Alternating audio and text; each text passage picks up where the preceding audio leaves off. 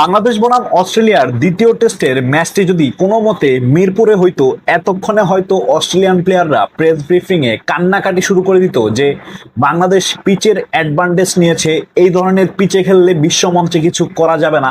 এই ধরনের অভিযোগ কিন্তু তারা বাংলাদেশে খেলতে এসে অনেকবারই করেছে।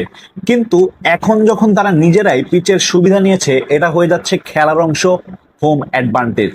দেখেন, আজকে অস্ট্রেলিয়া পিচের সুবিধা নিয়েছে এই কথাটা বললে হয়তো খুব বেশি একটা ভুল হবে না। ম্যাকাই টেস্টের প্রথম দিনে আজ পিচ যেই ধরনের আচরণ করেছে, যেমন ফুলার লেন্থ অথবা গুড লেন্থে বল করেও যেভাবে বল বাউন্স করেছে, হয়তো আজকের ম্যাচে আপনি নাহিদ রানাকে খুব বেশি করে মিস করছেন। কারণ আজকের টেস্টে হয়তো নাহিদ রানা যদি থাকতেন, তার পেসের মাধ্যমে কাবু করতে পারতেন অস্ট্রেলিয়ান ব্যাটসম্যানদের, যেমনটা করেছেন শরীফুল ইসলাম। মাত্র ৩৫ রানে ছয়টি উইকেট নিয়ে যেন জবাব দিলেন মিচেল স্টার্কের সেই ৬ উইকেটের। এখন আমরা যারা এতদিন কান্নাকাটি করতাম যে বাংলাদেশ মিরপুরে পিচের সহায়তা নেয়, এটা ভুল, কিন্তু বিশ্ব ক্রিকেটে হোম অ্যাডভান্টেজ কোন দলই বা নেয় না।